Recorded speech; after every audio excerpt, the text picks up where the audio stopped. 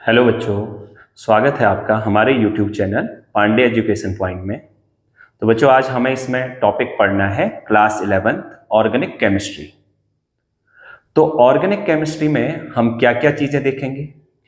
देखिए, class 10th में आपने कुछ बेसिक चीज़ें पढ़ रखी हैं, जैसे कि IUPAC नोमेनक्लेचर, ये सारी कुछ चीज़ें आप लोगों ने उसमें पढ़ा है।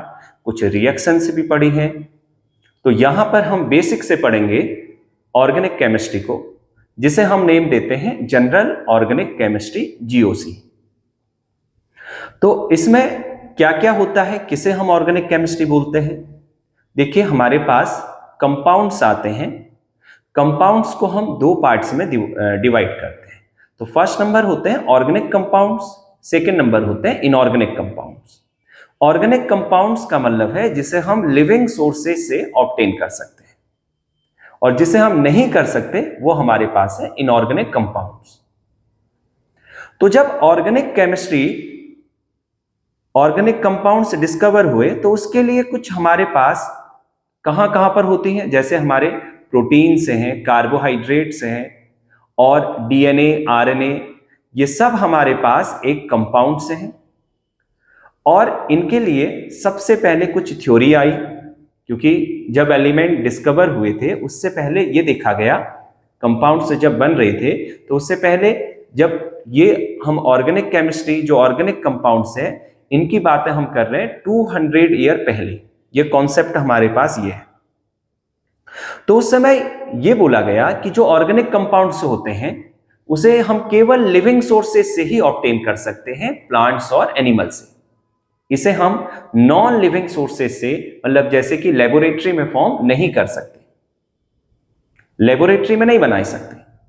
तो पहला कॉन्सेप्ट यहां से आया। तो मैं आप लोगों को स्टार्टिंग से एक एक पॉइंट करके एक्सप्लेन कर रहा हूं। तो सबसे पहले हम टॉपिक लिखते हैं ऑर्गेनिक केमिस्ट्री।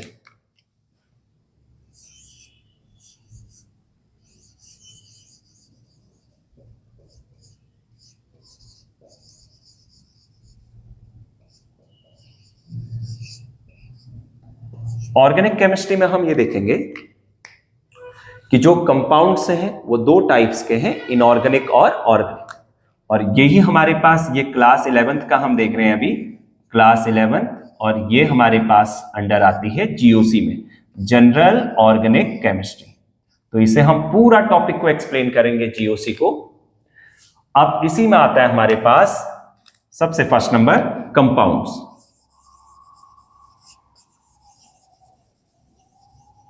तो बच्चों, हम कंपाउंड्स ये देखते हैं।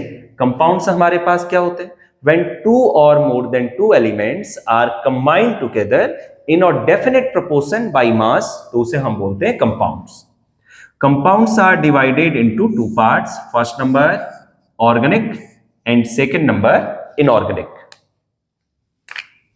ऑर्गेनिक कंपाउंड्स,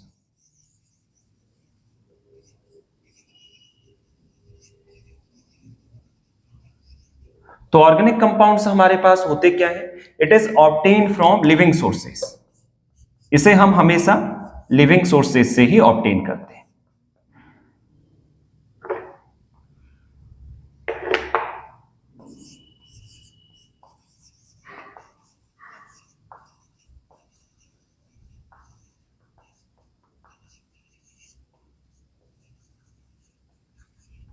ऐसा कॉन्सेप्ट ये आया ऑर्गेनिक कंपाउंड्स के लिए। अभी देखेंगे हम इसे लेबोरेटरी में भी फॉर्म कर सकते हैं।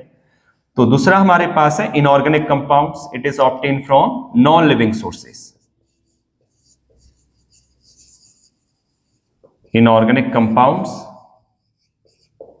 जैसे कि हमारे पास ऑर्गेनिक कंपाउंड्स की अगर बात करें, हम एप्पल से हम जो ऑब्टेन करते हैं वो मैलिक एसिड, यहां पर एप्पल जो ऑब्टेन कर रहे हैं उससे जो एसिड फॉर्म होता है उसे बोलते हैं मैलिक एसिड। सिट्रिक एसिड, तो ये हमारे पास जितने भी खट्टे फ्रूट्स होते हैं वहां से हम ऑब्टेन करते हैं, जैसे ऑरेंज, ये हमारे पास जो है वो ऑर्गेनिक कंपाउंड्स है। तो ये सारे कुछ हमारे पास लिविंग सोर्सेज से ऑब्टेन होते हैं। जो नॉन लिविंग सोर्सेज, जैसे हमारे पास सोडियम क्लोराइड है और पोटेशियम क्लोराइड है, ये सब नॉन लिविंग सोर्सेज से ऑब्टेन हो रहे हैं। सल्फ्यूरिक एसिड, नाइट्रिक एसिड, ये सब हमारे पास इनऑर्गेनिक कंपाउंड्स हैं। It is obtain from non living sources.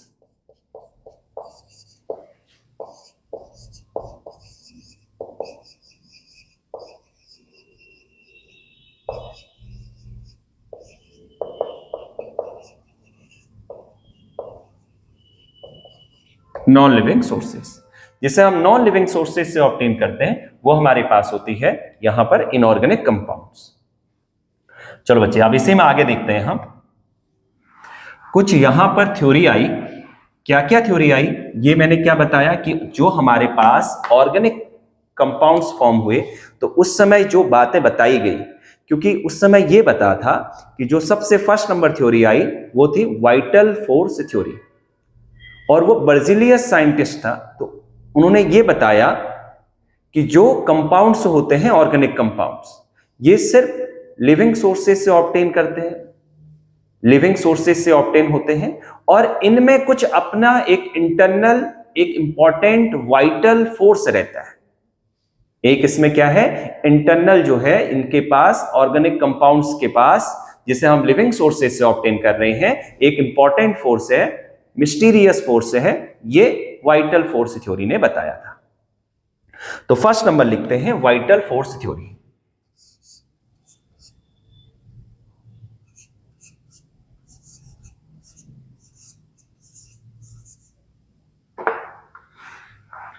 Vital force theory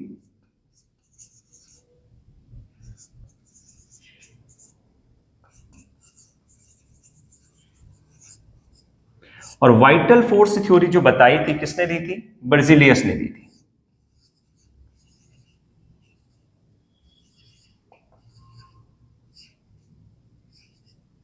Berzelius ने फर्स्ट नंबर जो थ्योरी दी थी वाइटल फोर्स थ्योरी दी थी। तो इनके अकॉर्डिंग यही था कि जो कंपाउंड्स ऑर्गेनिक कंपाउंड्स ऑब्टेन हो रहे हैं केवल लिविंग सोर्सेस मतलब प्लांट्स और एनिमल से ऑब्टेन होंगे, और इनके पास अपना एक इंपॉर्टेंट वाइटल फोर्स होता है, एक इंपॉर्टेंट फोर्स है। तो उसे नेम दिया गया वाइटल फोर्स थ्योरी। केवल कहां से ऑब्टेन होंगे, केवल लिविंग थिंग से ही ऑब्टेन होंगे। लेकिन ऐसा नहीं हुआ। एक सेकंड नंबर अब जो साइंटिस्ट आए इसी में वूलर, तो उन्होंने ये बता दिया कि जो कंपाउंड्स है इनऑर्गेनिक कंपाउंड से भी हम जो है लेबोरेटरी में कंपाउंड्स को फॉर्म कर सकते हैं। जो फर्स्ट ऑर्गेनिक कंपाउंड्स हमारे पास हुआ उसका नेम दिया गया, वो कंपाउंड था यूरिया। और कैसे बनाया गया रिएक्शन करके उसे हम यहां पर देखेंगे। तो यहां पर हमारे पास क्या है, Berzelius proposed that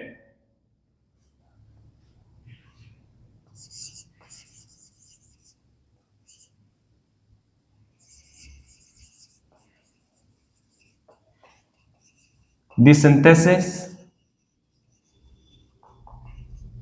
of these compounds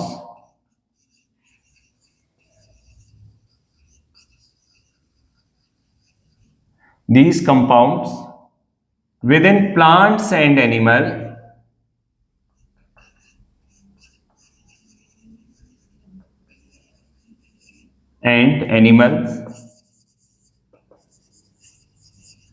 within the plants and animals required some mysterious force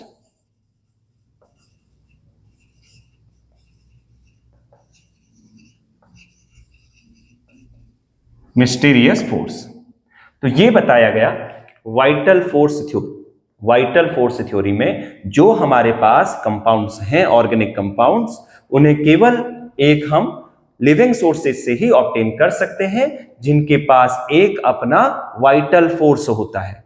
तो इस थ्योरी को नेम दिया गया यहां पर वाइटल फोर्स थ्योरी। लेकिन यह थ्योरी आगे जाके रॉन्ग हो गई। चलिए नोट कर लीजिएगा।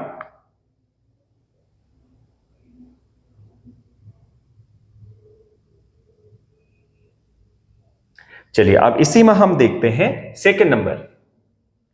जो अब हमारे पास सेकंड नंबर कॉन्सेप्ट ये आया जो वूलर साइंटिस्ट था। कब, 1828 में इन्होंने क्या किया, अमोनियम सल्फेट लेबोरेटरी में इनऑर्गेनिक कंपाउंड से ऑर्गेनिक कंपाउंड का फॉर्मेशन किया, प्लस पोटेशियम साइनेट। ये क्या है हमारे पास, अमोनियम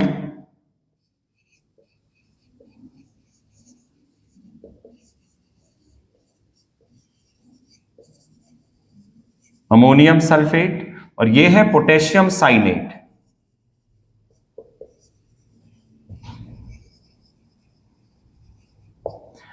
और यहां से जो है इन दोनों के बीच में रिएक्शन करा के फॉर्म किया गया एक compound ammonium cyanate. Ammonium cyanate form किया गया प्लस और K2SO4 पोटेशियम साइनेट यहां से बाहर हो गया। पोटेशियम साइनेट बैलेंस कर दे 2, तो यहां पर नाइट्रोजन भी हमारे पास 2 आ जाएंगे। ये बना एक इनऑर्गेनिक कंपाउंड जो है अमोनियम। ये हमारे पास है अमोनियम साइनेट। तो ये था हमारे पास इनऑर्गेनिक कंपाउंड। अब यहां से हीट करके रीअरेंज करके एक फॉर्म किया गया ऑर्गेनिक कंपाउंड।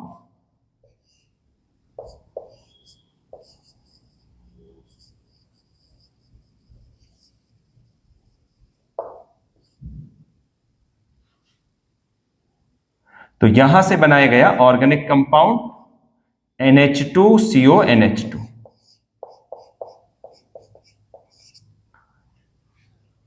तो एक रीअरेंज करके तो फर्स्ट ऑर्गेनिक कंपाउंड जो बनाया गया ऑर्गेनिक, वो बना हमारे पास यूरिया। ये हमारे पास था, ये तो था इनऑर्गेनिक कंपाउंड।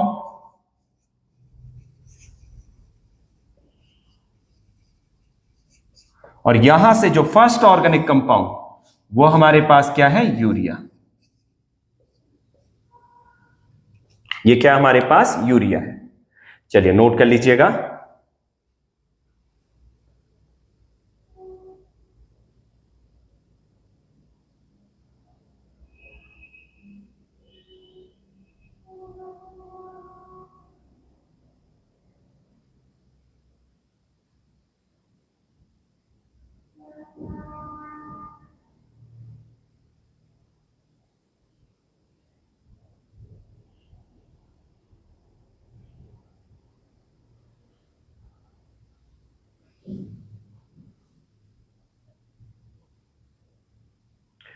चलिए इसी में आप हमारे पास क्या हुआ, कुछ आगे कंपाउंड्स और हुए। फिर से समझिएगा, वाइटल फोर्स थ्योरी बर्जीलियस ने दी थी और इस थ्योरी के अकॉर्डिंग ये था कि हम ऑर्गेनिक कंपाउंड्स को केवल लिविंग सोर्सेज से ही ऑब्टेन कर सकते हैं, लेबोरेटरी में फॉर्म नहीं कर सकते। तो वूलर इन्होंने क्या किया कि 2 कंपाउंड्स इनऑर्गेनिक कंपाउंड्स की रिएक्शन की लैब में और यहां से ऑर्गेनिक कंपाउंड्स को फॉर्म किया। तो फर्स्ट ऑर्गेनिक कंपाउंड्स जो हमारे पास है वो है यूरिया। तो ये हमारे पास क्या रहता है, फर्स्ट ऑर्गेनिक कंपाउंड।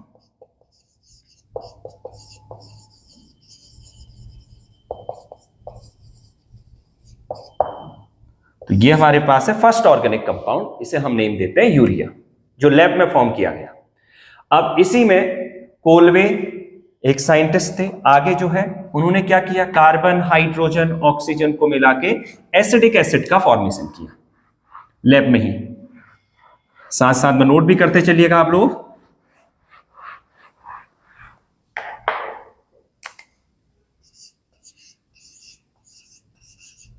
कोलवे जो साइंटिस्ट हैं उन्होंने क्या किया, कब 1845 में एसिटिक एसिड को लैब में फॉर्म किया, एसिटिक एसिड। ये हमारे पास। फिर इसी के बाद ब्रेथलॉट,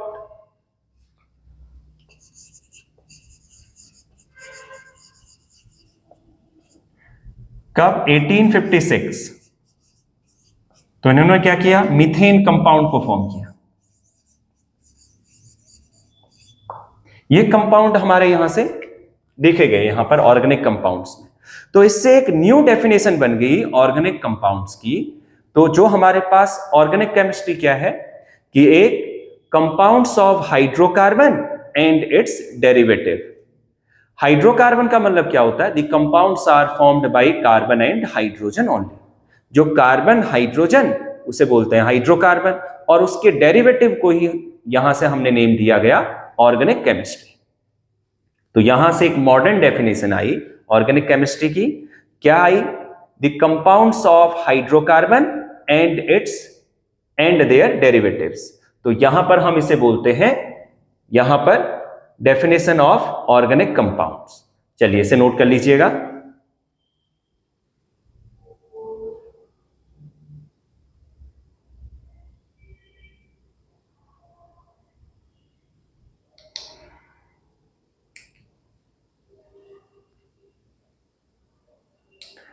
तो यहां पर अब हम ऑर्गेनिक केमिस्ट्री की एक डेफिनेशन लिख लेते हैं।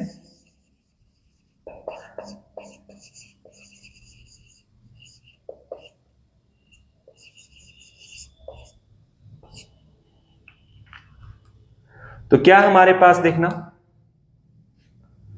Organic chemistry is the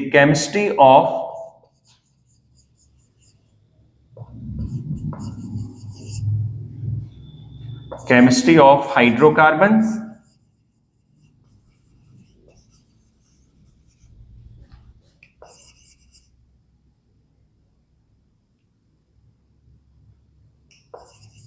and their derivatives।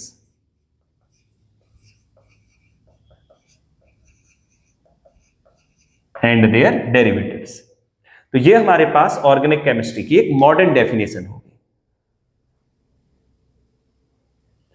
अब इसी के बाद हमारे पास क्या रहता है, यूनिक नेचर ऑफ कार्बन। अब हम ये तो बोल रहे हैं कि हमारे कंपाउंड्स जो हैं वो कार्बन है, जो पीरियोडिक टेबल में 14th ग्रुप में है, तो उसी से हम कंपाउंड्स का फॉर्मेशन करेंगे। तो कार्बन के कुछ यूनिक नेचर होते हैं, जिससे कार्बन के पास 4 वैलेंसी है, जिसे हम नेम बोलते हैं टेट्रा वैलेंसी। और कार्बन एटम्स जब कंबाइन होते हैं तो उस प्रॉपर्टी को नेम बोलते हैं कैटिनेशन। तो हम यहां पर 2 प्रॉपर्टी यहां पर पढ़ेंगे। चलिए इसी को आगे पढ़ते हैं।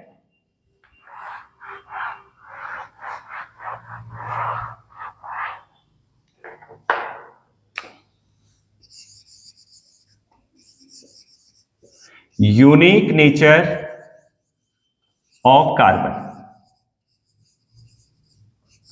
कार्बन के कुछ यूनिक नेचर है हमारे पास। फर्स्ट नंबर है इसी में टेट्रा वैलेंसी।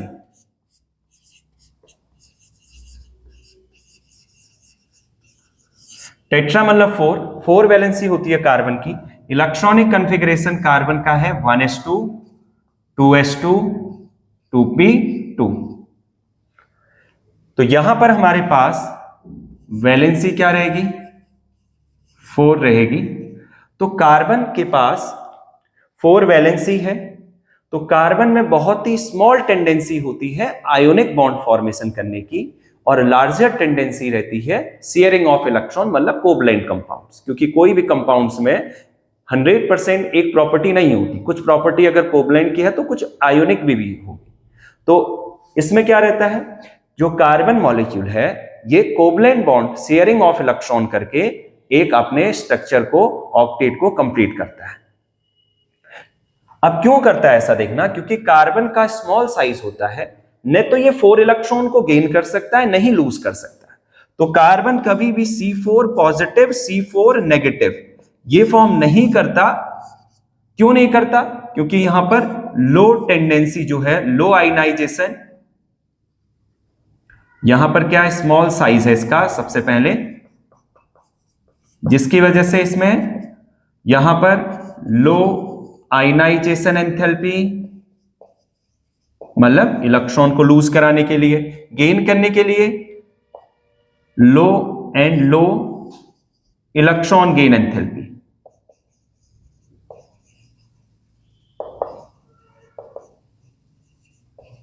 कार्बन का क्या है, स्मॉल साइज है, इसके पास न तो ये 4 इलेक्ट्रॉन को गेन कर सकता है, नहीं 4 इलेक्ट्रॉन को ये लूज कर सकता है।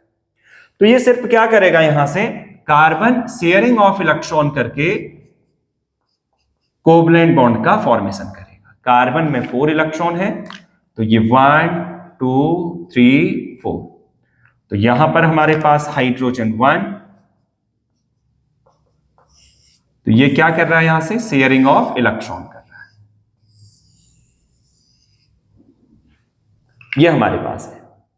तो कार्बन में क्या है, न तो C4 पॉजिटिव का फॉर्मेशन करता है, नहीं C4 नेगेटिव। क्यों, ड्यू टू स्मॉल साइज की वजह से। और इससे क्या होगा कि यहां पर लो आयनाइजेशन एंथैल्पी, मतलब कि इलेक्ट्रॉन को लूज कराने के लिए और गेन कराने के लिए इसके पास इतनी एनर्जी नहीं होती है कि ये 4 इलेक्ट्रॉन को लूज करे, गेन करे, तो इसीलिए इसमें क्या है, स्मॉल टेंडेंसी, बिल्कुल low tendency of ionic bond formation की होती है, जिसमें ये क्या करता है, हाइड्रोजन के साथ शेयरिंग ऑफ इलेक्ट्रॉन करके एक स्टेबल मॉलिक्यूल को फॉर्मेशन करेगा। तो ये तो था हमारे पास टेट्रावैलेंसी कि कार्बन 4 वैलेंसी फॉर्म कर सकता है, तो ये हमारे पास है टेट्रावैलेंसी।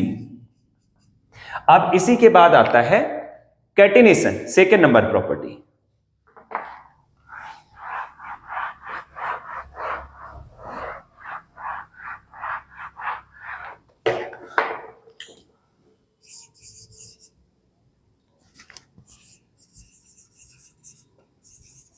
कैटिनेशन क्या रहती है हमारे पास, the self linking property of carbon to form linear branched and cyclic compounds.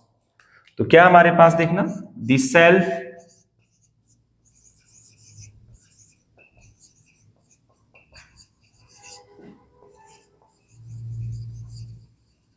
Property, the self linking property to form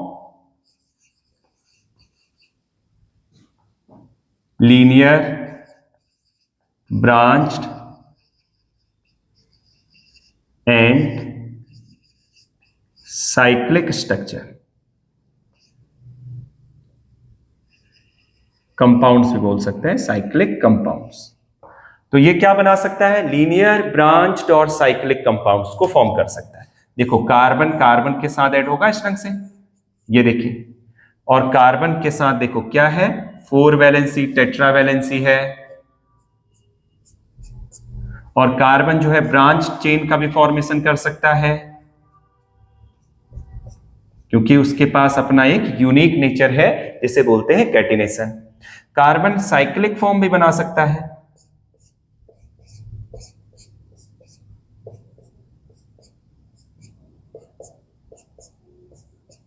ये हमारे पास है, कार्बन कार्बन एटम ऐड होंगे, तो ये तो बना रहा है लीनियर, ये क्या बना रहा है, ब्रांच्ड, और ये फॉर्म कर रहा है साइक्लिक, साइक्लिक कंपाउंड्स का फॉर्मेशन कर लेगा। तो ये हमारे पास था यहां पर कैटिनेशन प्रॉपर्टी। तो इतना समझ में आ गया होगा कि जो हमारे पास कार्बन है वो एक टेट्रावैलेंसी को शो करता है, कैटिनेशन को शो करता है। अब इसी के बाद इसी में आप समझते हैं हाइब्रिडाइजेशन। चलिए नेक्स्ट नंबर टॉपिक लिखते हैं इसी में ही।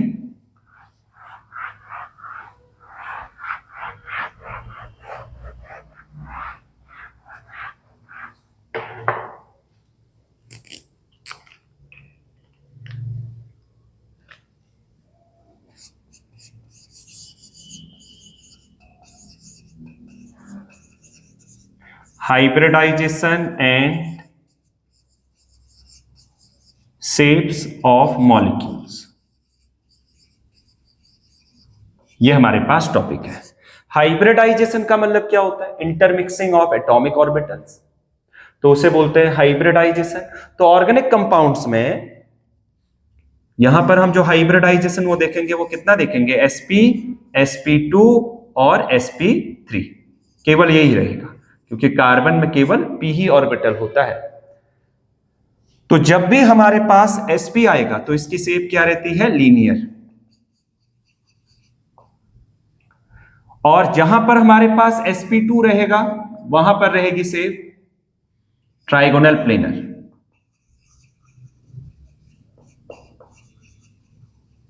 यह आप लोगों ने केमिकल बॉन्डिंग टॉपिक में पढ़ रखा है।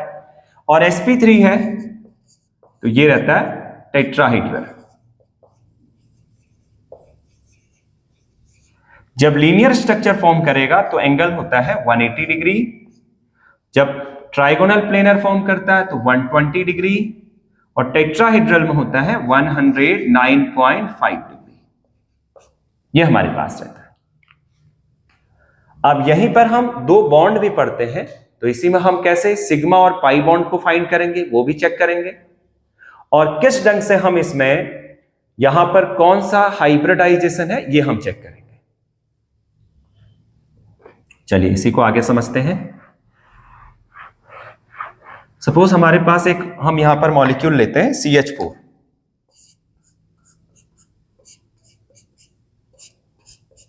यह हमने एक कंपाउंड लिया, तो इसमें हमारे पास जो सिग्मा बॉन्ड है, ये भी समझ लीजिए, सिग्मा बॉन्ड ये फॉर्म होते हैं एंड टू एंड ओवरलैपिंग। अगर दो orbitals end to end overlapping कर रहे हैं तो वो सिग्मा बॉन्ड का फॉर्मेशन करता है। और ये सिंगल बॉन्ड में ये सिग्मा बॉन्ड है, दूसरा हमारे पास रहता है पाई बॉन्ड। अभी कहां कहां पर कितने होंगे वो समझते हैं। पाई बॉन्ड हमारे पास है, पाई बॉन्ड हमारे पास कैसे फॉर्म होता है, लेटरल ओवरलैपिंग से फॉर्म होता है। अगर लेटरल ओवरलैपिंग हो रही है तो पाई बॉन्ड का फॉर्मेशन होगा। अगर एक सिंगल बॉन्ड है तो सिंगल बॉन्ड में 1 सिग्मा बॉन्ड है, डबल बॉन्ड में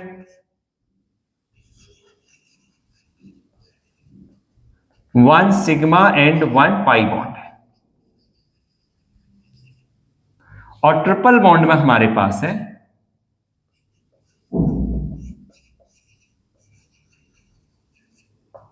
1 सिग्मा एंड 2 पाई बॉन्ड, ये रहते हैं। सिंगल बॉन्ड में क्या है 1 सिग्मा, डबल में 1 सिग्मा 1 पाई, ट्रिपल में है 1 सिग्मा और 2 पाई बॉन्ड। तो यहां पर हमारे पास है 4 सिग्मा बॉन्ड, ये हमारे पास है 4 सिग्मा बॉन्ड। तो यहां पर हाइब्रिडाइजेशन क्या होगा, 4 सिग्मा बॉन्ड है, अगर कहीं पर भी 4 सिग्मा बॉन्ड ये आ रहे हैं तो ये तो बनाता है sp3। और अगर 3 सिग्मा बॉन्ड है sp2, और 2 सिग्मा बॉन्ड है अगर sp, 4 sigma bond sp3, 3 sigma bond sp2, 2 sigma bond sp। तो यहां कितने सिग्मा बॉन्ड है 1 2 3 4, 3 सिग्मा बॉन्ड है, तो इसमें हाइब्रिडाइजेशन कितना होगा sp3। तो सिग्मा बॉन्ड के नंबर कितने हो गए 4, हाइब्रिडाइजेशन क्या हो गया sp3। और इसकी शेप क्या हुई देखना, मतलब इसकी ज्योमेट्री जो हुई वो क्या हुई, टेट्राहेड्रल हुई। sp3 में हम बोलते हैं टेट्राहेड्रल। और एंगल कितना होगा 109.5 डिग्री, ये भी है 109.5 डिग्री। अब इसी में नोट कर लीजिए इसे अभी आप।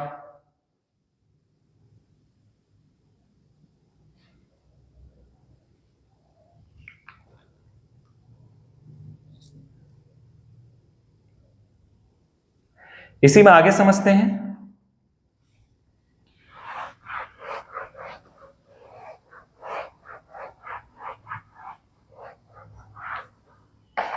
अगर हमारे पास मॉलिक्यूल है CH2 डबल बॉन्ड CH2, अब देखिए इसमें हमारे पास क्या क्या है, एक सिग्मा है सिंगल बॉन्ड, एक सिग्मा और एक पाई, और इधर सिग्मा इधर भी सिग्मा। और हाइब्रिडाइजेशन में हम यहां पर जो चेक करेंगे केवल सिग्मा को ही चेक करेंगे बस। तो यहां पर कितने हैं सिग्मा 1 2 3, इस मॉलिक्यूल में देखो 4 वैलेंसी है 1 2 3 4, कितने sigma bond 1 sigma 2 sigma 3 sigma. तो इसमें जो हाइब्रिडाइजेशन होगा वो कितना होगा sp2। अगर 3 सिग्मा है तो sp2 मतलब एक s और 2 p, और यहां पर 2 सिग्मा थे अभी लिखा हुआ था तो sp। और इस कार्बन पे चेक करते हैं, देखिए 1 सिग्मा 2 सिग्मा 3 सिग्मा, 3 सिग्मा है तो ये हमारे पास आ जाएगा sp2। और sp2 है तो क्या होगा, तो यहां पर ट्राइगोनल प्लेनर,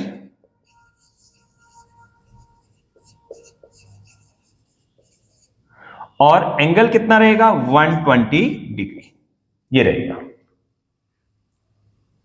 और total number of sigma bond कितने हैं, इसमें हमारे पास सिग्मा बॉन्ड हैं 1 2 3 4 5, 5 तो सिग्मा बॉन्ड, और पाई बॉन्ड हमारे पास है इधर से, पाई बॉन्ड इसमें है 1, केवल एक पाई है, और 5 बॉन्ड जो है वो सिग्मा है। अब इसी में आगे समझते हैं और साथ साथ में नोट भी करते चलिएगा आप लोग। पूरी सारी कुछ इसमें ऑर्गेनिक जो जीओसी है बेसिक से ही मैं यहां से करवाऊंगा आप लोगों को, साथ साथ में नोट्स बनाइएगा। और जो भी आपको टॉपिक समझ में नहीं आएगा तो आप कमेंट्स में भेज सकते हैं कि मैं फिर से उसे एक्सप्लेन कर दूंगा यहां पर।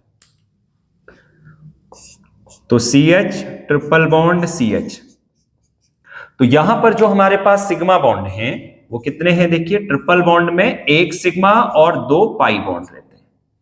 पाई बॉन्ड कितने हैं, 2 है। तो यहां पर सिग्मा बॉन्ड तो हमारे पास टोटल रहते हैं इसमें 3,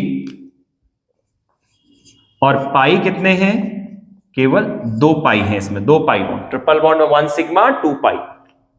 तो यहां पर जो हाइब्रिडाइजेशन होगा 2 सिग्मा है, अगर 2 सिग्मा है तो क्या रहेगा, sp। आपको केवल सिग्मा को ही चेक करना है। इधर भी 2 सिग्मा, तो ये हमारे पास sp।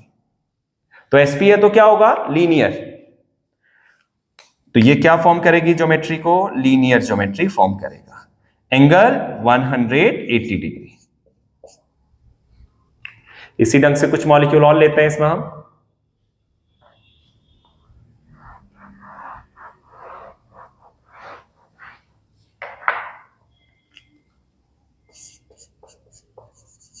ये दे दिया हमें CH3CN।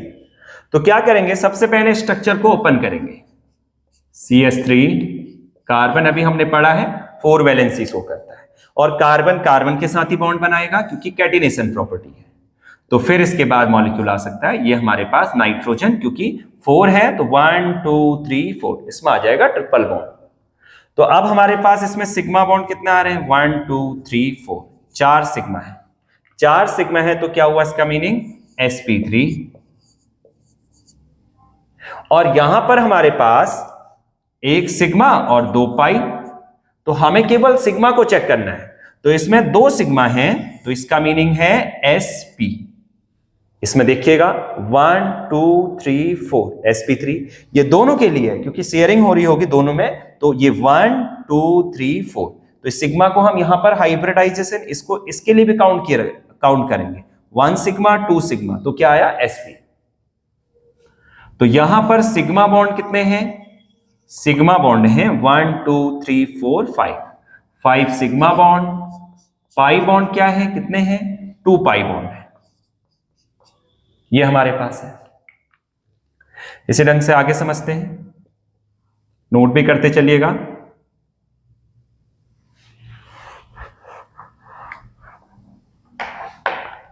बेंजीन स्ट्रक्चर ले लेते हैं। ये हमारे पास है। तो बेंजीन में क्या करेंगे,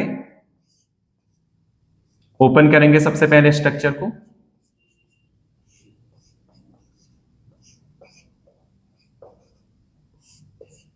ये अभी स्ट्रक्चर पूरे हम एक्सप्लेन करेंगे इन्हें।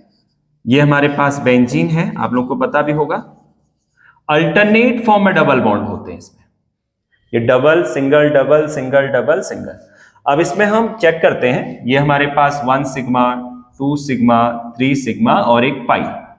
इसी ढंग से इधर भी सिग्मा, जहां पर 1 सिग्मा 1 पाई, तो 1 सिग्मा 2 सिग्मा 3 सिग्मा 1 पाई और 1 सिग्मा 1 सिग्मा इधर। तो टोटल पाई तो कितने हो गए हमारे पास, पाई बॉन्ड तो हो गए हमारे पास इधर से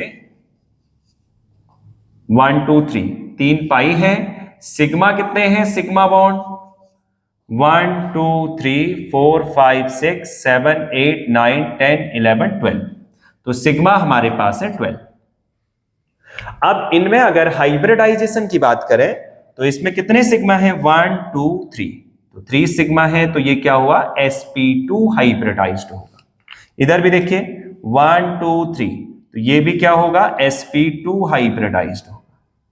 देखिए इधर 1 2 और 3 sp2, ये इसके लिए भी काउंट होगा 1 2 3, तो sp2। तो ईच कार्बन एटम इसमें sp2 हाइब्रिडाइज्ड होगा। ये हमारे पास है सिग्मा बॉन्ड 12 पाई बॉन्ड 3, ये हमारे पास था। इसी में आगे स्ट्रक्चर और समझते हैं। अगर कुछ इस ढंग से मॉलिक्यूल आता है, CH3 CH2 पॉजिटिव, ये आ गया हमारे पास। इसमें कैसे चेक करेंगे? तो इसमें हमने स्ट्रक्चर को यहां पर ओपन किया, पॉजिटिव का मतलब है इलेक्ट्रॉन डेफिशिएंट। देखो इसकी वैलेंसी 1 2 3, एक नहीं है इसमें हाइड्रोजन, तो ये इलेक्ट्रॉन डेफिशिएंट मॉलिक्यूल है। तो यहां पर सिग्मा कितने हैं? 4 सिग्मा है, तो ये क्या आया? sp3। तो यहां पर केवल इस कार्बन में देखो, इस कार्बन के लिए 1 2 3, तो 3 है, तो यहां पर हाइब्रिडाइजेशन क्या आएगा? sp2, 1 सिग्मा 2 सिग्मा 3 सिग्मा, तो sp2।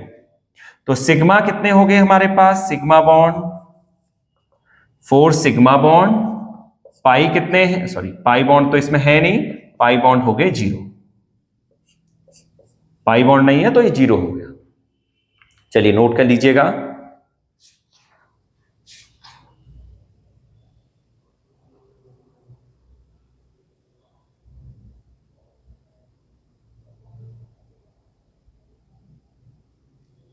अगर आप इसी में चेक करते हैं हम, जब नेगेटिव चार्ज आ जाता है फिर कैसे चेक करेंगे? CH3 CH2 नेगेटिव,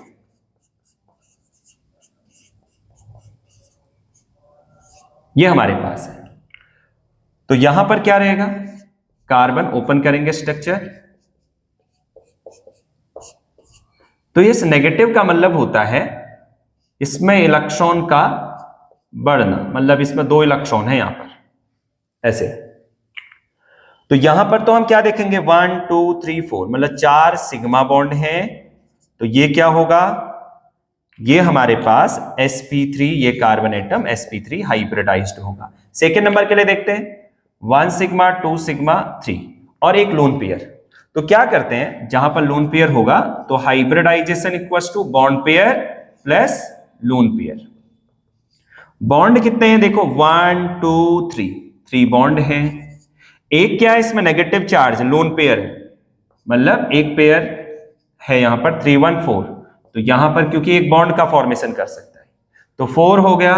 तो यहां पर भी क्या रहेगा हमारे पास? sp3। नेगेटिव में ध्यान में रखिएगा, वहां पर लोन पेयर होंगे, तो जितने बॉन्ड बन रहे हैं उसके साथ और जितने लोन पेयर हैं उन्हें चेक करेंगे और वहां से हमारा हाइब्रिडाइजेशन आ जाएगा। 4 है तो इसका मतलब क्या हुआ? sp3। 4 में क्या आता है? sp3। यह हम चेक करेंगे इस ढंग से। चलिए इसी में आगे समझते हैं। और एक मॉलिक्यूल ऐसे ही और मैं बता दे रहा हूं आप लोगों को, जैसे कि हमारे पास मिथेनॉल है, CH3OH।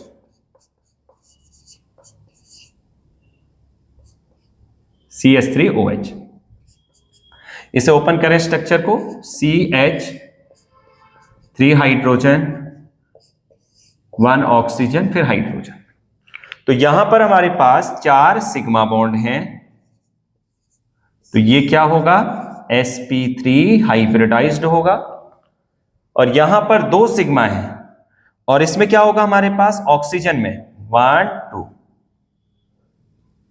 3 4 5 6, मतलब 2 बॉन्ड पेयर और 2 लोन पेयर है, 1 2 3 4 5 6। तो यहां पर ये ऑक्सीजन एटम में अगर हाइब्रिडाइजेशन को चेक करेंगे तो क्या आएगा? Bond pair plus lone pair. Bond pair कितने हैं? 2 हैं, और लोन पेयर भी कितने हैं? 2 हैं, तो ये कितना आ गया? 4। तो ये इसका मतलब क्या हुआ? sp3। तो ये ऑक्सीजन एटम जो है वो sp3 हाइब्रिडाइज्ड होगा। जितने बॉन्ड पेयर देखो, 6 वैलेंस इलेक्ट्रॉन होते हैं, 2 तो शेयरिंग में पार्टिसिपेट कर गए और 4 बच गए इसके पास, तो 2 बॉन्ड पेयर 2 लोन पेयर, 2 + 2 4 मतलब sp3। तो इस ढंग से हम यहां पर इसे चेक करते हैं। चलिए ओके, थैंक यू।